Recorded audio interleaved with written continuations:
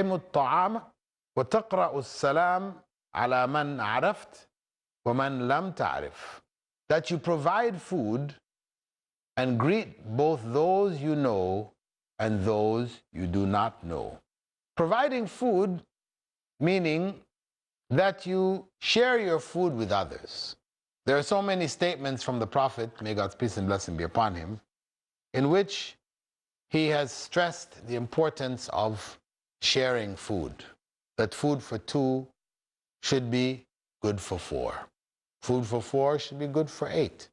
You know, never think that the amount of food you have is, well, I just made enough for two people. No, four people can share in that food.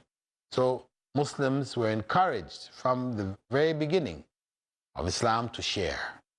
And this became a quality of Muslims that you find all over the world. Muslims share their food.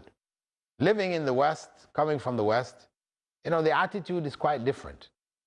If somebody is invited over to your house, you're having dinner, then you close those doors in which the dining room is, and then they sit in the living room, you go and you talk to them. You don't invite them to come and share your food with you. That's like, nobody does that. You know, it's something strange. But Islamic way, and this is something I found, you know, having become a Muslim myself and being amongst Muslims, this way of inviting people, you know.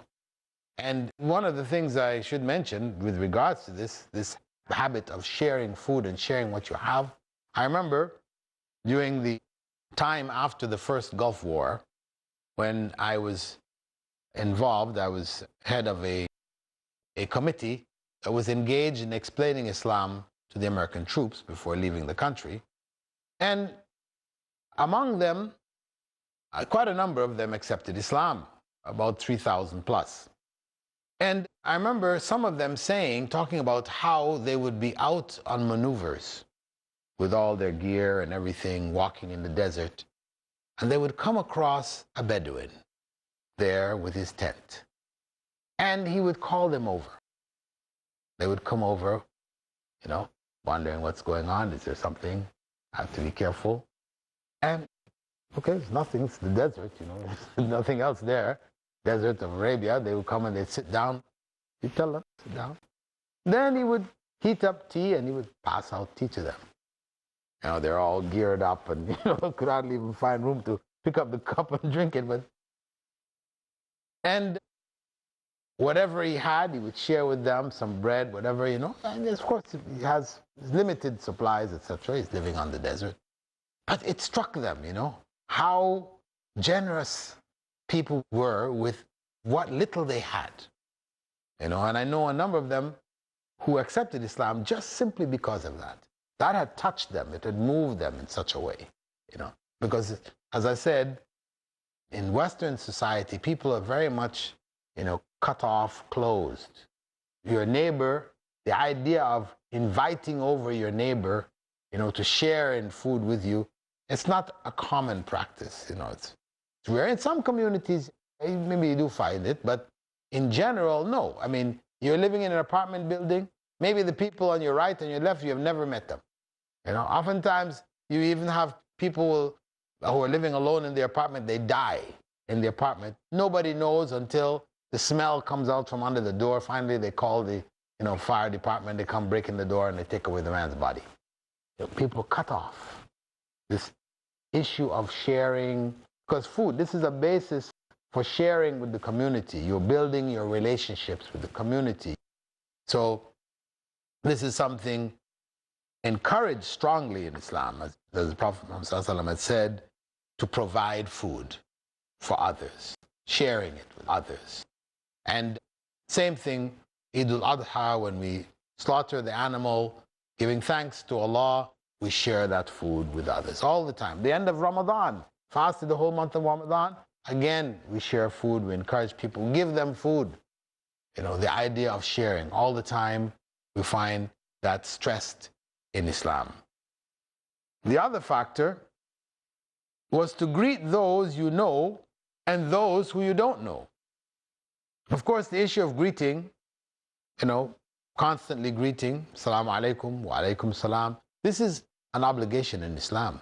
if somebody greets you, that you return that greeting. It's an obligation.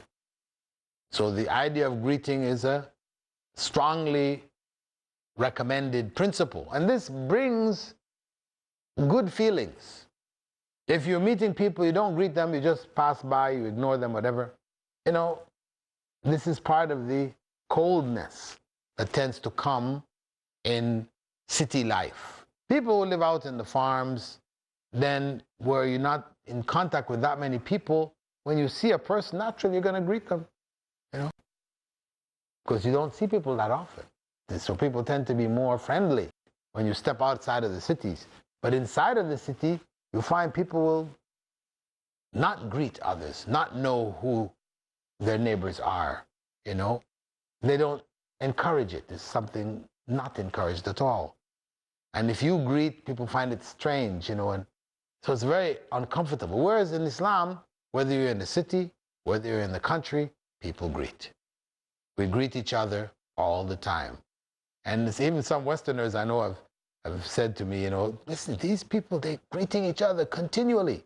The man just left the room, you know, he came into our office, he greeted, he stepped out, went somewhere else, he came back in, he greeted again. You know, every time he's greeting over and over. So this is culture. This is Islamic culture. That the continual greeting, because this greeting is what? Actually, when we say Salaam Alaikum, this is more than just saying hi. So every time you see the person, hi. So of course, if you said hi to the person in the morning, you know, you step out of the office, you come back in again, hi again. No, that's not appropriate. You don't say hi again, hello again. You already said hello one time. Finish. Whereas Salaam Alaikum is different. Salaam Alaikum is a dua. It is a prayer. You know, we're asking that Allah's peace be upon you. That you find peace in your life from God.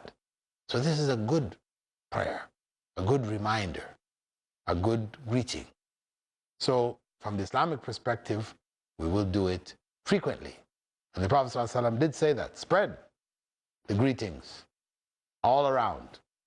Then the Prophet added in the end, not only just those who greet, but he said, those who greet the ones they know and the ones they don't know. Now, greeting people who you know, this is the common thing.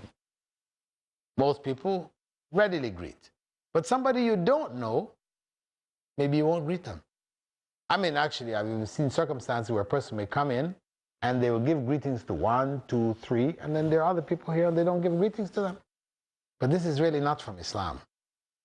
The proper Islamic way is you give greetings to those you know, and it's much greater in reward for you to give greetings to those you don't know. This is a very important point, because this helps to build love in the community.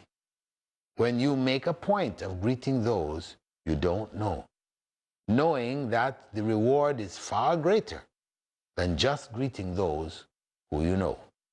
So Islam has a concern for societal bonds, that people should be in contact with others, sharing the good they have, greeting them regularly, you know. So it is a living community, not dead objects which collide with each other.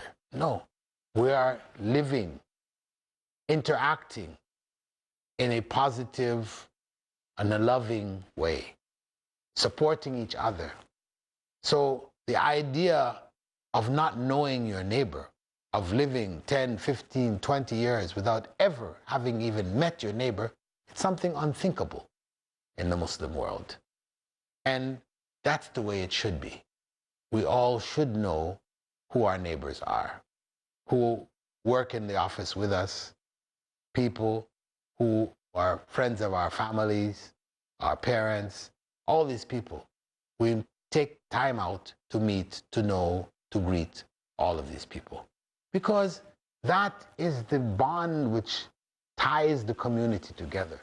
So when people have a need, we know that need. We can reach out and help them. We don't have to wait for them to come and beg us, ask us. We're there. And even our daily prayers, which are obligatory on men to pray in the mosque, or strongly recommended for them to pray in the mosque together, that is about also the bonds of the community of that mosque.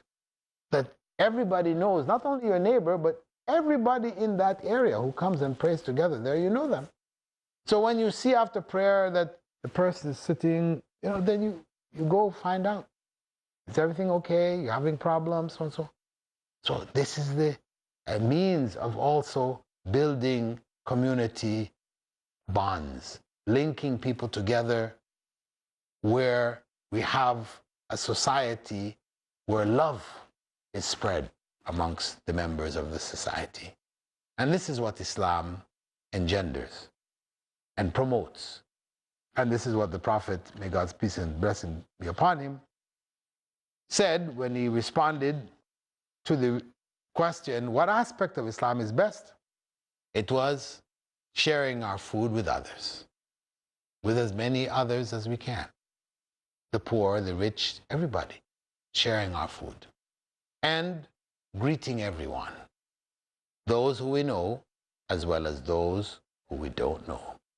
With that, dear viewers, we'd like to thank you for being with us in the second segment of our episode, From the Best in Islam. And we hope that you will continue to follow this series as it unfolds throughout the year. I now bid you farewell and hope to see you in the next episode. Assalamu alaikum wa rahmatullahi wa barakatuh. Season comes,